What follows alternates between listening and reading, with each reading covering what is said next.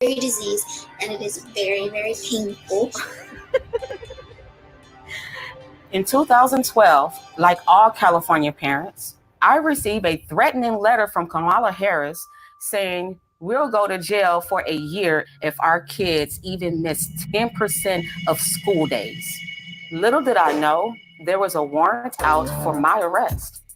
All of a sudden, the police is outside my house, and they started banging on the door. They told me I was under arrest for my child missing school. I was shocked. I said, "But my baby is sick. The school knows that." And they said, "Go talk to Kamala Harris. Place your hands behind your back." My mom did nothing wrong. We did everything we were supposed to. I was always bringing doctor's notes, always calling the school to let them know that I was in the hospital. But my hell was just beginning. They gave me 2 charges. I spent the next 2 years in court fighting these charges. Kamala assigned her nastiest prosecutors to my case. My homicide prosecutors, my gang prosecutors. And they went over there and I said, "When you go over there, look really mean."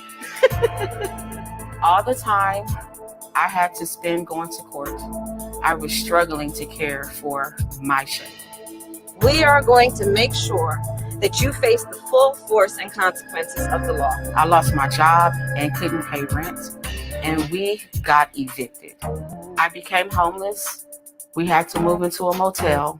And I ended up being in the hospital a lot during her trial. And in that hospital stay was when I had my stroke. I intend to fight for Black Lives Matters. I intend to fight. If Black Lives matter to her, why didn't I matter?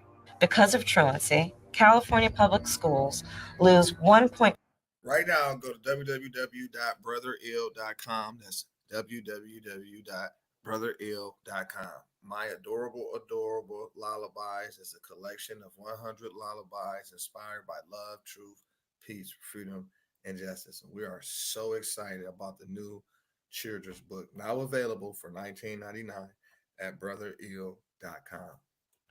$1.4 billion a year in funding. I want money. I don't agree what Kamala Harris did to my mom. So I decided I was going to start prosecuting parents for truancy. And I spend a majority of my time here at the hospital. When Kamala Harris was the California Attorney General, she had me arrested and prosecuted because my handicapped daughter was sick in the hospital and had missed some days of school. I have sickle cell anemia. Sickle cell anemia is a hereditary disease, and it is very, very painful. In 2012, like all California parents, I received a threatening letter from Kamala Harris saying, "We'll go to jail for a year if our kids even miss 10% of school days."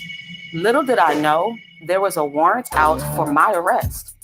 All of a sudden, the police is outside my house, and they started banging on the door. They told me I was under arrest for my child missing school. I was shocked. I said, "But my baby is sick. The school knows that." And they said, "Go talk to Kamala Harris.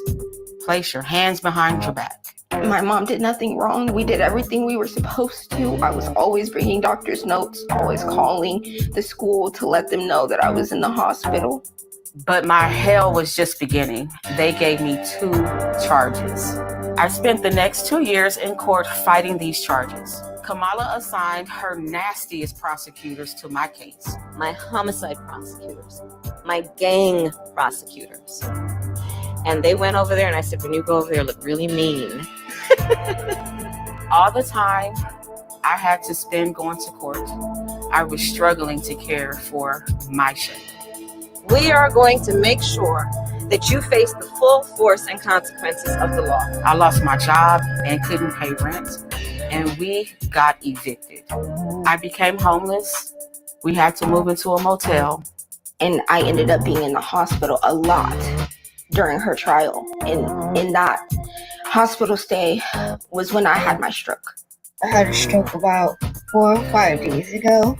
And right now I'm doing pretty good. My hand is doing okay, I guess. Let's be clear, my values have not changed. Look, I am not a political person, but I want people to know what Kamala Harris has did to me. If she do it to me, she will abuse anyone if you give her the power. The truancy program got a lot of criticism too. Did you actually lock anybody up? No, we never locked anybody up. We did prosecute some cases, but far few, only about 20. My message to all Americans, especially Black Americans, do not trust Kamala Harris. Wow. Now that's tough. That's pretty tough. Okay, so what's up? What's going on out there this morning? Because we got to get to the facts. I'm seeing a lot of this, a lot of that, and I'm like, wow, that's a big thing here. Have you experienced something like that? Somebody telling you one thing and actually doing another? I mean, somebody, I'll prefer you guys to react. You guys can react right here in the comments. Leave your comments to call in to the show, 313-983-9343. It's on the floor. You know what I mean? This is real voters education, and a great opportunity to have a conversation around the subject matter, because according to what we just seen, they saying, man, sis ain't right. And of course, everybody will say that, but they went out there and put it out there. Here's another, let's see. Kamala supports taxpayer-funded sex changes for prisoners. Surgery. For prisoners. For prisoners, every transgender inmate in the prison system would have access. It's hard to believe, but it's true. Even the liberal media was Kamala supports taxpayer-funded sex changes for prisoners. Surgery. For prisoners. For prisoners, every transgender inmate in the prison system would have access. It's hard to believe, but it's true. Even the liberal media was shocked Kamala supports taxpayer-funded sex changes for prisoners and illegal aliens. Every transgender inmate would have access. Kamala's for they, them. President Trump is for you. I'm Donald J. Trump, and I'm... Kamala supports taxpayer-funded sex changes for prisoners. Surgery. Oh, good. This is why I say, listen, if you're not ready for politics, if your movie ain't right, don't jump out there, because, wow, whoa, that's crazy. I didn't know that. For prisoners. For prisoners, every White House. Hey, no, we can't get the Moors can't get a meeting at the White House, and shame on us. Shame on us to the Moorish Americans that's tapping in this morning. Shame on us. Everybody else can get access to the executive branch, the marketing, the rappers, the entertainers, every group, community, institution. And the Moors can't even get a sit down, man. Wow. We talking about y'all. They got legislation. They got support. They got recognition. Man, I didn't even know this was going down. Kamala supports taxpayer-funded sex changes for prisoners. Surgery. For prisoners. For prisoners, every transgender inmate in the prison system would have access. It's hard to believe, but it's true. Even the liberal media was shocked Kamala supports taxpayer-funded sex changes for prisoners and illegal aliens. Every transgender inmate would have access. Kamala's for they, them. President Trump is for you. I'm Donald J. Trump, and I approve this message. We ain't even got youth centers in Pontiac. Like that one. Wow, that was heavy. So we got one video, the sister saying, man, she ain't right. We got another video saying, look, man, we focused on prisoners. And y'all seen it. I don't know. But I know they ain't got no youth centers in Pontiac. I know it's a lot of, I know they talking about a nuclear war. Like, hey, cuz we need to, I know they talking about a border crisis, inflation, a currency crisis. It's a lot. And that's where come on. I don't know. I don't know. I don't know, man. That was interesting. I ain't gonna harp on it again, man. Y'all leave y'all comments in the comment section. Y'all let me know how y'all feel. I'm just, don't kill the messenger either, man. I'm just, providing some information for us to take a look at. That's it. I'm not really. Wow. Oh, that's pretty tough. That's pretty tough, man. Like, where do we go from here? You know what I'm saying? We got one guy talking about economic prosperity, peace, justice, truth, love for country, patriotism, nationalism, safety, and security. And we got somebody else talking about. I told y'all, man, that deep. Start taking a look at the DNC. Start taking a look at the party, the leadership of it at the top, and look at their values. Do both of them, right? Both parties, all parties. Look at the values of what they represent and what they're talking about. Look at their actions based on their values. Weigh them by that. I don't just like Trump. I love Trump. To me, I mean, I don't like his some of his stance on the situation out in the Middle East. I think it could be not only said better but addressed better, like overall, like, because you can't, in my opinion, it's the demonization of one people over another people, and any forms of it, and more science is it's a violation of divine law. So in a neutral capacity and the love for humanity, how do we address this issue? Right? With facts, with strength, with love for everybody, peace, and all of that, and justice. You know what I'm saying? Justice got to be served fairly. If we're going to take on that role, if that's our role, right? We're going to take on that role. I'm for everybody's right to exist, because I'm for humanity, right? So everybody has a right to exist. The infant not born yet, the future generations, like, we wouldn't be working so hard if it was not about the future generations. So the future generations have a right to exist. The current generations have a right to exist, right? So we are the family of life, defenders of life, stewards of life, the teachers of life. You know what I'm saying? We're practitioners of life. That's what the Moors represent. Life. We about life, bro. We ain't about death and destruction. What is that? There is no death for man. Man is spirit. Man in our lives, one. Ain't no death for man. So how could we practice death? What is death? Death is no enemy to man. Death is a friend. When the time comes in, when it's time for that friend to arrive, it just merely aid and assist you on your passage, bro. Any way you spin the wheel.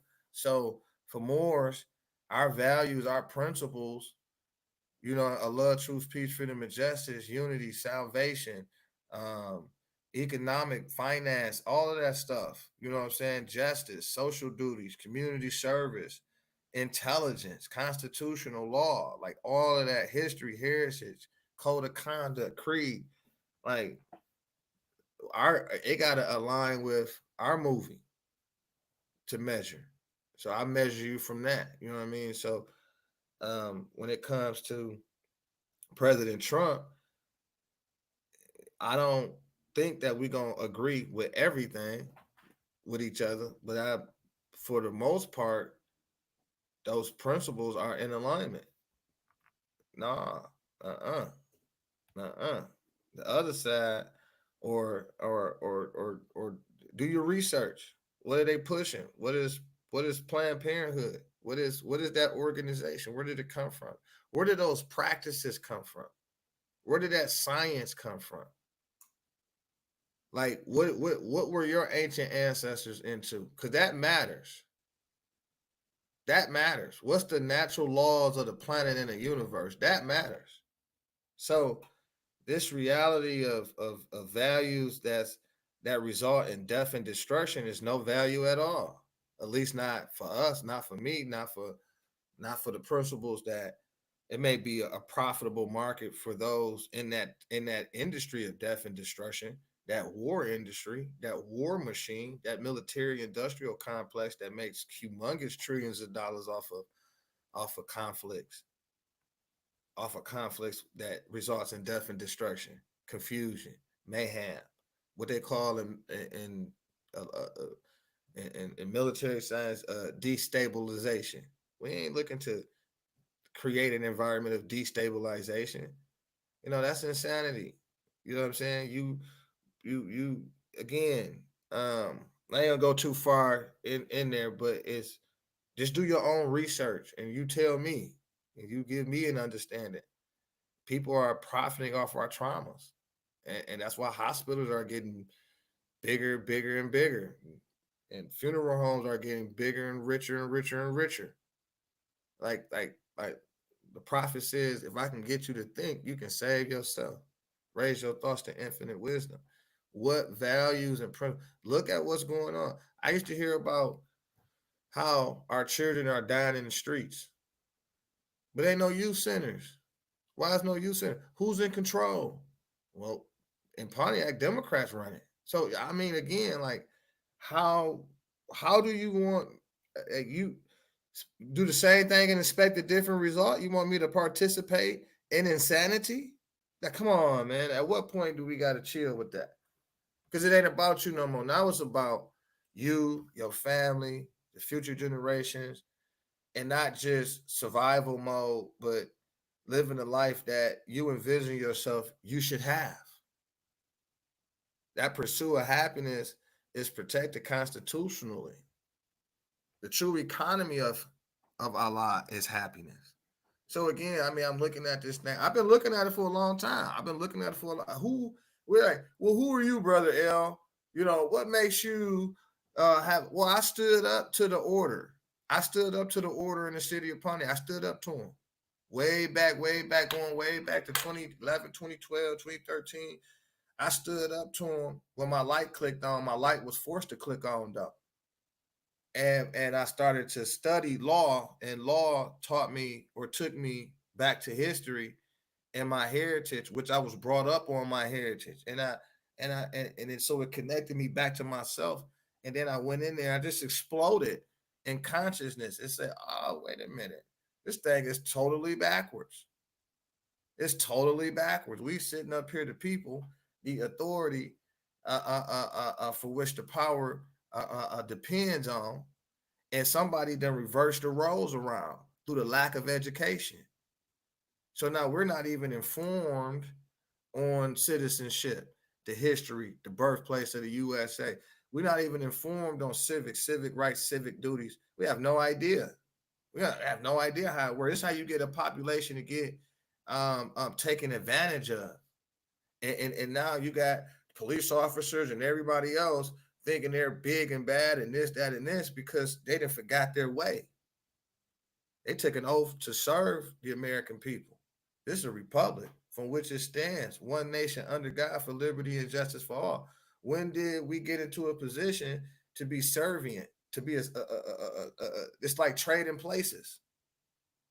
And so now you got you in a situation where you're vulnerable because you have failed to defend the republic because you don't know the law. And you don't know the law, you don't know the history. This is how we get into the black. Like, well, what's going on? Well, how he Mexican, how she Russian, how all these people got nationality, you get to me, and then you left me with trauma, pain, disenfranchisement, no economy, no rights, no. What's going on here?